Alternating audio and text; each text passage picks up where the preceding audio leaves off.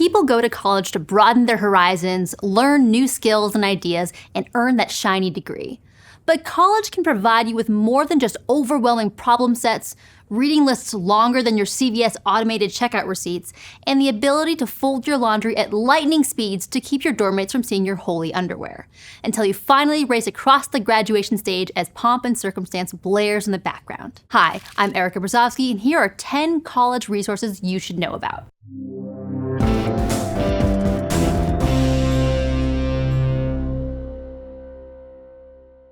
College courses can be a lot more challenging than what you might have done in high school. Classes might be a lot bigger, there can be a lot less personal attention, and the workload is sometimes gargantuan compared to what you're used to. But whether it's organic chemistry taking up all your brain oxygen, or that world history project charging at you like the Spanish Armada, many colleges have free tutoring centers to help you get through. That means you can swing by, explain what class you're struggling with and what kind of support you need, and your college will pair you with a tutor. Usually, tutors are other students at your school with experience in the subject. In fact, they might have even taken the very class you're in. And you can figure out whatever setup works best for you. Maybe that's scheduling a one-on-one with a tutor, or working in a tutor-led group with other students instead. Many tutoring centers offer drop-in hours for immediate one-off help with a tricky assignment. Some even offer virtual appointments. If your school doesn't have an official tutoring center, don't fear.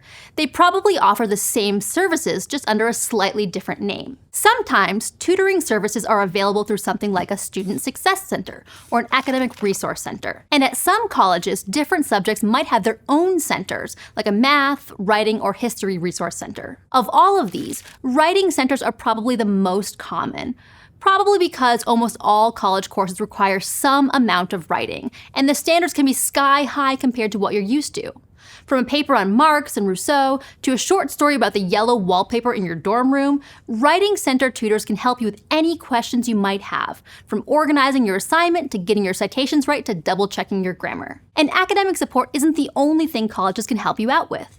With tech playing such a huge role in education, colleges also offer tech support for all your technological needs. Anyone who's ever been in school knows that there's pretty much nothing worse than your computer giving out the night before a big paper's due. Except for your computer giving out the night before 2 big papers are due. But the folks at your school's IT department are there to help you solve your tech woes and nurse your poor laptop back to health in time to hit those looming collegiate deadlines. For free. And if your tech problems are less, I don't understand why my computer isn't working, and more, I don't understand how computers work in the first place, they've got your back. IT departments also offer tech tutors and workshops in everything from Google Workspace and Microsoft Suite to school-specific programs like Blackboard or the school website portal. Sometimes, IT departments can also hook you up with free or discounted rates on programs like Photoshop, Canva, and Final Draft, or even a brand new laptop. Of course, in order to perform your best academically, you also have to feel your best.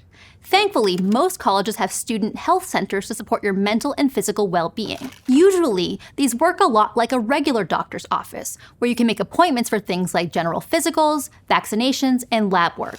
They also usually have walk-in appointments available if you're feeling under the weather. Some larger universities offer specialized services too, like dentistry, gynecology, optometry, and dermatology. Usually, your student fees cover part of the cost of these services, so going to your student health center can be cheaper than going to a regular doctor. Certain services might even be free. Others do require insurance, but many schools offer their own insurance plans for students. These can also be cheaper than regular insurance and can go a long way to make sure your health needs are covered.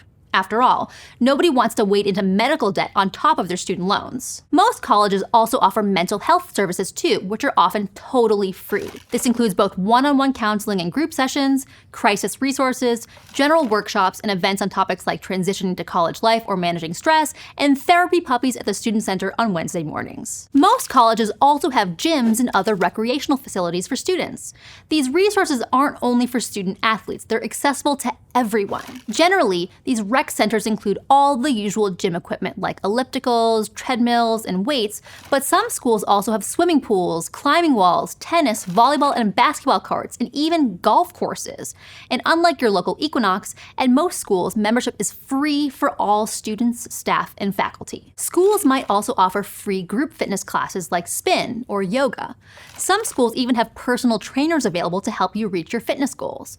And depending on where your school is located, they might also have outdoor adventure trips like skiing or kayaking. If you're seeking a faith space, many schools have offices of religious and spiritual life to provide services and communities to people of all faiths. This institutional resource generally supports smaller student-run organizations and clubs like the Buddhist Student Association, Hillel, United Muslim Association, Fellowship of Catholic University Students, and so many more. College offices of religious and spiritual life are also where you can go for religious accommodations around holidays, dietary restrictions, and housing accommodations, although the extent to which these are available can really vary by school. Colleges and universities are required to provide other kinds of accommodations too. To make sure education and amenities are available to everyone, schools offer disability services to support the differing needs of all students. In fact, they're literally required to do this by the Americans with Disabilities Act. So this is something you'll find at all schools. Disability services offices handle just about everything, from requests for accessible housing, to dining accommodations for students with dietary restrictions, to educational accommodations. That can include tutoring, support from a reader or scribe, adjusted attendance policies, testing accommodations, adaptive software, and more. They also might offer programs like support groups and workshops for strategies like building focus and supporting executive functioning skills such as time management. And they can even help you navigate all the dreaded paperwork bureaucracy of documenting your disability, requesting accommodations, and taking action if your accommodations aren't met. So if you have any questions about accessibility, think you benefit from some support, or need to put in a request, Disability Services is there to help you sort it out. Many colleges also have accommodations for people who are not only students, but parents too, like free or reduced cost childcare. Sometimes this means on-campus daycares. Other colleges and universities have laboratory schools, which not only serve as childcare, but allow students in teaching or child psychology programs to get training, experience, and do educational research. These programs might be early childhood focused, meaning for children aged 3 months to 6 years, but some also have K-12 programs. Tuition costs can similarly vary, with some being totally free and others on the pricier side. Even colleges that don't have on-campus childcare provide options. Some might partner with pre-existing daycares in the area to provide childcare. Others might offer financial assistance directly to parents through childcare grants or scholarships. That's a lot of resources, but hold on to your hats because there's more. Perhaps one of the best known but still underutilized college resources is, drumroll, the best place of all time: the library. Pretty much every college and university has a library, and it's so much more than just a place to go to borrow books. They've also got shelves and shelves of periodicals, academic papers, sheet music, and even board games to take out. Plus, in the event your school library doesn't have the exact translation of Anna Karenina you're looking for, you can always borrow something from a different school via an interlibrary loan. And that's not even mentioning all the online resources you can access with your school library card, like JSTOR, which contains even more papers, journals, primary source documents, and whatever else you might need to write that paper. Libraries also come with modern-day superheroes, librarians who are there to help you every step of the way as you research the role of cats in ancient Mesopotamia, the genetic makeup of the golden tortoise beetle, the political ramifications of the 1988 Summer Olympics, or anything else. These angels in the garb of mere mortals can help you track down the books you need so you don't get lost in the stacks, and even suggest additional sources to help make your project the most thoroughly researched endeavor in modern history. And when you're ready to get working, libraries offer a free, quiet workspace away from rowdy roommates and all-night ragers right outside your door. And many are open late or even all night, so they can jive with pretty much anyone's schedule. Many libraries also offer additional resources like computer labs, which might have software you don't have on your personal computer. They also allow you to print stuff out and make copies for cheap, with some schools even providing printing stipends, a huge money saver compared to heading out to the nearest Staples. Basically, Arthur the Aardvark was right. Having fun isn't hard when you've got a library card. Or in this case, a school-issued ID. Books aren't the only thing you can borrow for free through your school. Many schools also offer tech rentals, where you can check out everything from a lowly laptop while yours is over at the IT center getting fixed, to enough film gear to shoot a movie. Like any other rental office, there's usually a time limit for how long you can rent out equipment.